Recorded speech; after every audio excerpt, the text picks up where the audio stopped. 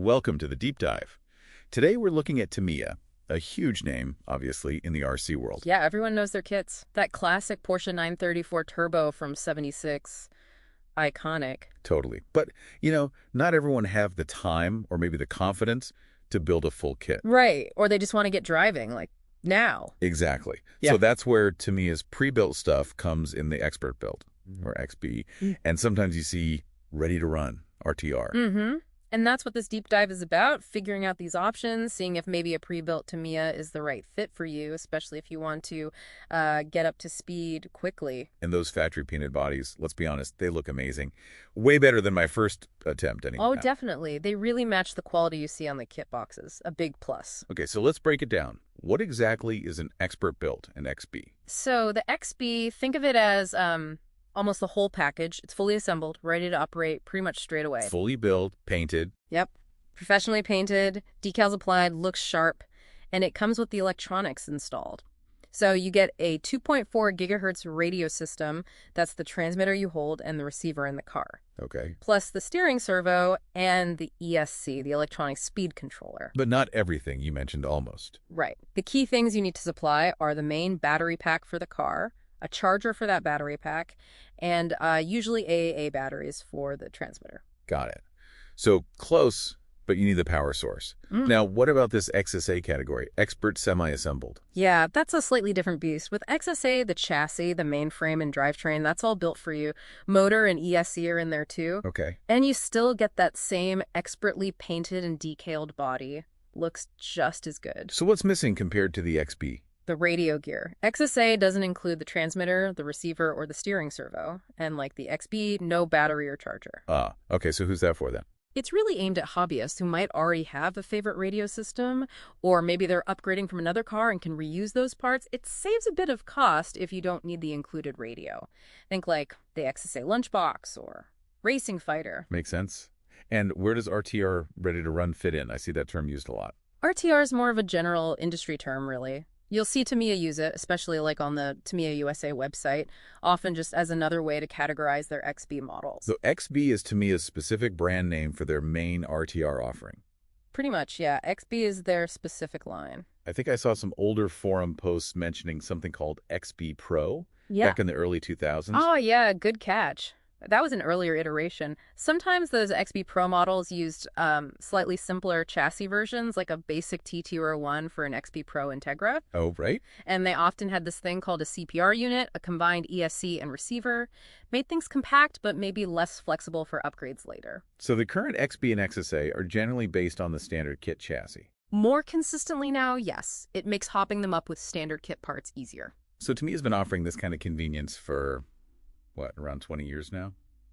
Since those early 2003 mentions? At least, yeah, about 2 decades. Yeah. They've even used the XB line strategically to re-release some classics, like the Fast Attack vehicle or the Hot Shot, making them accessible again without the build. And the XSA is newer, you said? Feels like it, yeah. Maybe around 2021 or so. Seems like a way to offer that pre-built chassis and body combo for people with existing gear. Might even replace some XBs over time, potentially. Okay, let's talk models. What kind of cars are we seeing in the XB lineup? Is it just beginner buggies? Oh no, it's super diverse. It really mirrors their kit range, using a lot of their popular, reliable chassis. Not the super high-end TRF race stuff, obviously, but solid platforms. Like which ones? Well, you've got touring cars and rally cars on the TT01 or TT02 chassis. Think like an XB Toyota GR86 or Lancia Delta, buggies too, like the Plasma Edge 2 on the TT02B. Then there are the 2WD buggies on the DT02 or DT03, like the Neo Fighter or Racing Fighter, very popular. I've seen those. And the fun stuff. The wheelie models on the WR02 chassis, like the Wild Willie 2 or the Comical Hornet. 4-wheel drive trucks on the GF01, scale trail trucks like a Hilux on the CC01 or CC02. Wow. Even the little M chassis cars like an Alfa Mito or a VW Beetle Rally. And as we mentioned, the Lunchbox van as an XSA on the CW01, it covers a lot of ground. So pretty much if Tamiya makes a kit of it, there's a chance there's an XB or XSA version based on a similar chassis. Good chance, yeah. Especially for the more popular accessible models. So assembly and body finishing are the obvious big differences compared to a kit. What about the guts? The components inside, are there trade-offs? Yes, definitely some trade-offs, generally for cost and simplicity. A big one is bearings. Many basic XB models come with plastic or metal bushings in the wheels and gearbox instead of ball bearings. And bushings mean more friction, right? Exactly. More friction, which means slightly less power gets to the wheels, maybe shorter run times, and potentially more wear over time. Ball bearings are probably the #1 upgrade for any XB. Okay, what else? Shocks. Shocks, yeah. A lot of the entry-level XBs use simple friction dampers. Basically springs with some friction grease inside. They're functional, but not great. Kind of bouncy, like pogo sticks. That's a perfect description. They lead to a bouncy ride, especially over bumps, which hurt stability and handling. Most kits come with oil-filled CVA shocks, or they're a very common upgrade. Do any XBs come with oil shocks? Some do, yeah. Often the slightly higher spec ones, like maybe the XB Racing Fighter based on the DTO3, sometimes include them. You have to check the specific model. Good to know. Any other small variations? Occasionally things like an XB Pajero might have had a Lexan body while the kit was hard ABS plastic, or an XB might omit an optional part that came with the kit, like a diff lock. Sometimes less adjustability, minor things usually, but worth noting. And the electronics package in the XB, we touched on it, but what's typical? Typically you get the Tamiya fine-spec 2.4 gigahertz radio system. It's basic but reliable. The ESC used to almost always be the TEU 105BK, which is brushed motor only. Right. But increasingly, they're including the TBLE 04S, which is great because it can run brushed and brushless motors. Gives you a clear upgrade path later if you want more speed. Nice. And the motor itself. Usually the standard RS540SH silver can motor. Totally dependable, good for beginners, sometimes a slightly peppier torque-tuned version, and a standard Tamiya steering servo, like the TSU-03, gets the job done. Okay, and just to reiterate that crucial point, battery and charger. Generally not included, at least in North America. You need to budget for those separately. Always double-check the box or listing for your region, but assume you'll need them. Right. Definitely factor that in. So, performance-wise, what should you expect taking an XB straight out of the box? Expect beginner-friendly performance. It's geared towards reliability, ease of control. The radio's fine. The motor gives manageable speed. It's fun. But the bushings and friction dampers. Yeah, they do hold it back a bit compared to a ball-raced, oil-shocked kit. The bushings mean a little less punch and runtime.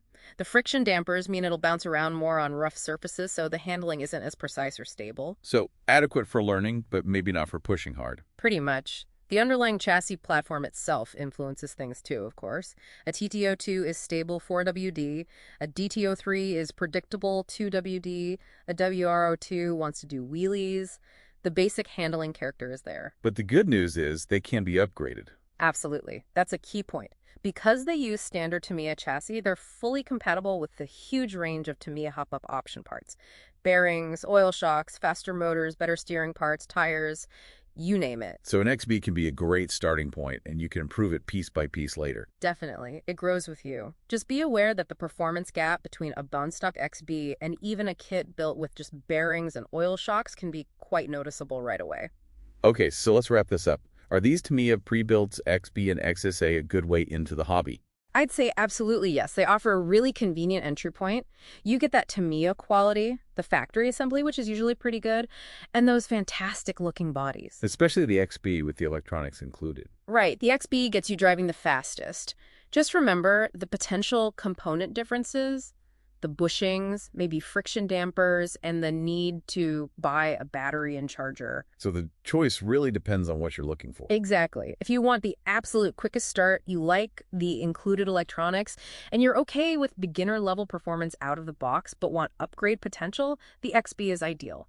Great for newcomers, great as a gift. And the XSA. XSA is perfect if you already have radio gear or you want to choose your own specific radio, servo, battery, and charger. You still get the pre-built chassis and that awesome finished body, often at a lower initial price point. And the traditional kit. That's for someone who enjoys the building process itself, wants potentially higher spec parts right from the start, or just wants the full classic Tamiya experience and maximum customization. So 3 solid paths into the Tamiya world. For sure. Whichever way you start, it's a rich hobby with loads of ways to enjoy it and upgrade things down the line. That's a great summary. So for you listening, the question really is, what part of the RC hobby grabs you most right now? Is it the build, the immediate drive, or the idea of tinkering later on? Thinking about that will really help guide you. Thanks for joining us for this deep dive.